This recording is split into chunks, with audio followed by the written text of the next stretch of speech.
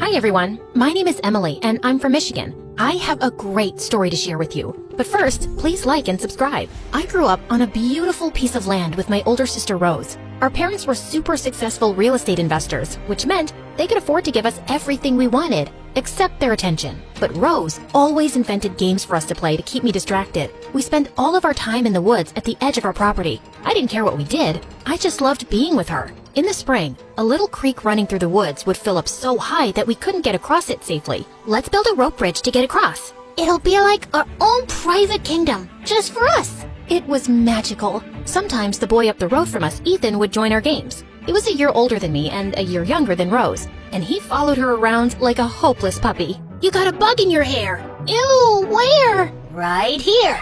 I was super protective of Rose and always jumped in to fight Ethan off with my pretend sword. Hey, don't mess with my sister.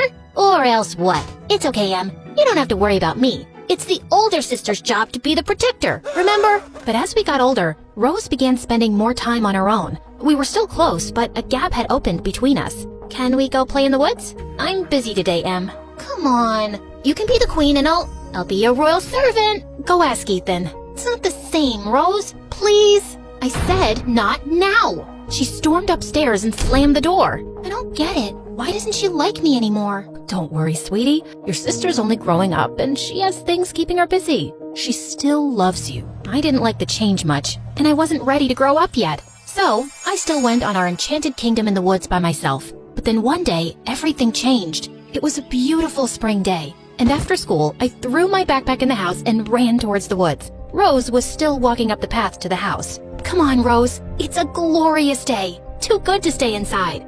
Maybe later. I have to finish my homework. Finish it later. Come play with me. Later, Em. Promise. I was disappointed, but I went to the woods without her anyway. But seconds after I'd stepped onto the rope bridge, it suddenly snapped and I fell into the water. My arm hit a rock and I felt blinding pain. I tried to grab hold of something to stop myself, but the current was too strong. I tried screaming for help, but I knew no one would hear me. Just then, I spotted Ethan running down to the shore ahead of me and climbing onto a rock in the creek. As I came close to him, he grabbed me and pulled me out of the water. Oh my God, are you okay? You saved me. Can you walk? I think so. He helped me back to my house where my parents and Rose rushed out to me. Emily, what happened? I slipped and fell in the creek. My arm hurts really bad. Ethan saved me. Oh, my baby. I'm so glad Ethan was there. Rose looked too shocked to even speak, but I pressed her hand reassuringly. Luckily, I only had a broken arm and a minor concussion. I rested at home for a week with my parents fussing all over me, which felt really nice. I especially got a lot closer to Mom, who wanted to be near me all the time, and we'd even watch YouTube videos together every evening. Thank God for YouTube. But Rose was strangely absent, and I couldn't help feeling hurt by her coldness. Couldn't my sister take out some time for me even now? When I returned to school, it pinched me to see Rose laughing and talking with her friends, enjoying her life. But anytime I tried to talk to her, she made some excuse and ran away. I had to wear a cast for weeks, and after that, a sling for months.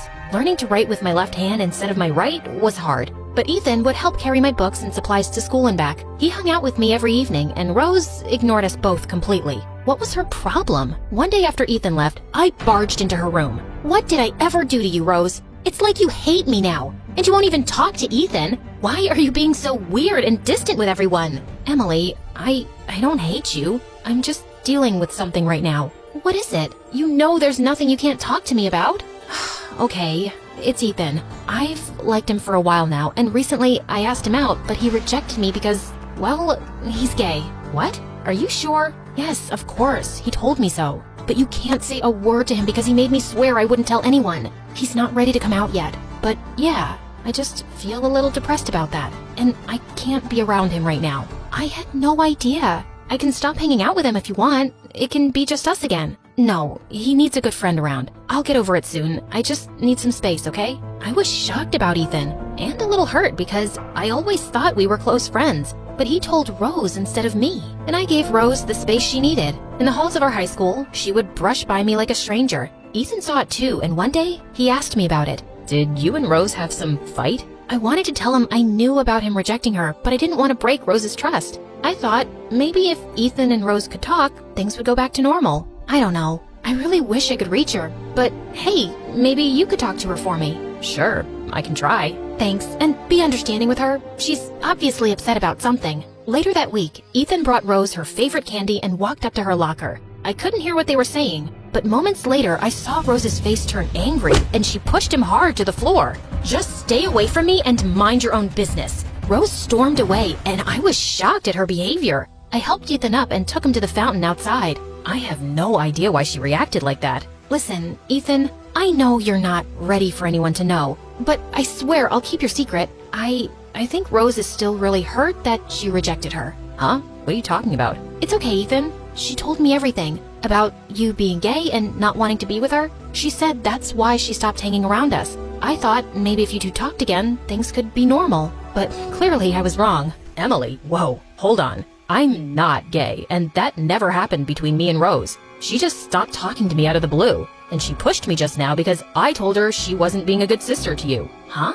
I don't understand. Why would she make up this lie? I was determined to get to the bottom of this, so later that day I confronted her about it. I know Ethan isn't gay, Rose, and he never rejected you. So what's really going on? Ugh, I'm busy, Emily. I don't have time for this right now. That's the thing. You never have time anymore. You used to be the best big sister, but you changed into this cold, uncaring person who makes up lies and excuses to stay away from me. Now you're awful. Yep, I'm awful. So that's why I stay away. And I don't know why you're dying for my time and attention. Maybe it's time you grow up and do something on your own for once. So just leave me alone. And a week later, she left for college. I tried to keep in touch, but she didn't seem interested. So eventually, I gave up. I went to a college close to home and enrolled in an environmental studies program, using our woods as my own personal research lab. Ethan had left town for university too, but he'd visit often and we'd catch up in the woods, just like old times. And one fall evening, he told me that he liked me, but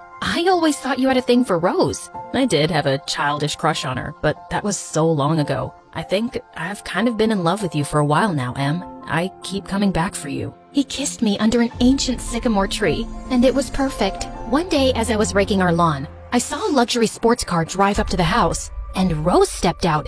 She was beautiful and sophisticated. Everything I was not, but I didn't care. Rose was finally home. I ran to her like we were kids again, covered in dirt after spending hours gardening, but she immediately stepped back. You aren't gonna hug me like that, are you?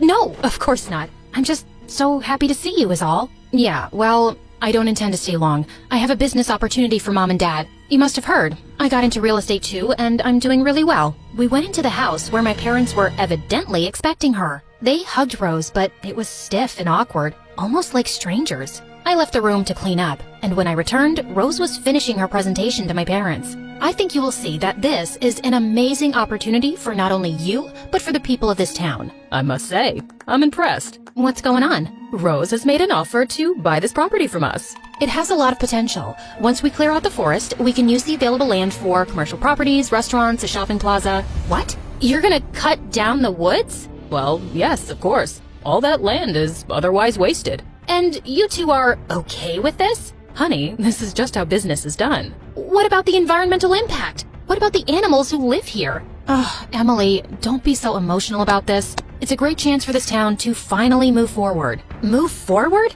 Did you ever think maybe the town is okay with where we're at? Maybe you're the only one who wants to move forward all the time. I stormed out of the house. How could they do this? How could she do this? I returned sometime later from the woods to find Rose standing on the porch talking on the phone. Yes, it's almost done. Yes, of course. Let me call you back. My little sister looks like she wants to yell at me again. She ended her call and sighed. Go ahead, Emily. Tell me how horrible I am. I just don't understand. The woods are full of magic. Our magic. Why would you want to tear this all down? Doesn't it mean anything to you? Do you really need more money? It's not about the money. Then what? Don't you remember the robins in the trees? The way the sunlight looks on a summer morning? The fox tracks in the winter snow? The sound of our creek running in springtime? It's like you want to destroy our past. Of course, you want to preserve it like some shrine. I swear, the day you fell was probably the best day of your life. After that, you've always had Mom and Dad's constant love and attention. And I'm the awful older sister who let you go there by yourself and almost let you die. And they never let me forget it. What are you talking about? When did Mom and Dad ever say anything to you? They did, Emily, just not in front of you. They always treated me differently after that. And it didn't matter anymore if I had the best grades or achieved anything. They just never noticed me like they noticed you. And I can't really blame them. I blame myself. But finally, I seem to have done something to make them proud.